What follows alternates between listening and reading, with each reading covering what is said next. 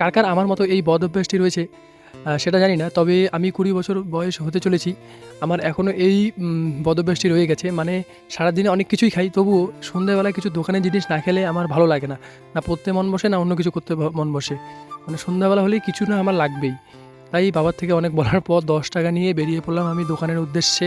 মানে আমি যাব এখন আমাদের কাকার দোকান। তাই বেরিয়ে পড়লাম। আর রাস্তায় যাই দেখি চারিদিক অন্ধকার।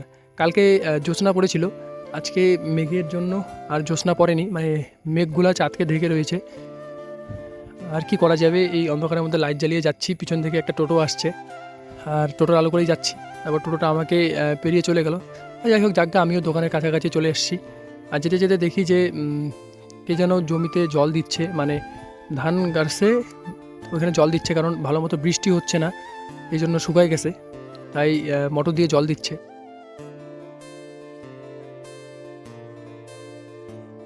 আর আমি দেখতে দেখতে দোকানেও চলে আসি। যাই, দোকানে কিছু নেই, সন্ধ্যাবেলার একটু টিফিন করতে হবে। দোকানে বসে কাকা বসেছিল, কাকাকে বললাম একটা ওই নতুন আলুর চিপসটি দাও, এই চিপসটি খেতে খুব ভালো লাগে। তারপর ৫টা হজমলা নিয়ে নিই, হজমলাও আমার ভালো লাগে। তো আজকে সন্ধ্যার টিফিন তো আমার হয়ে গেল। আর কার কার আমার মতো এই বদ অভ্যাসটা রয়েছে তারা অবশ্যই কমেন্টে জানিয়ে দিও। চলো, দেখা হচ্ছে নতুন কোনো ব্লগে। টাটা।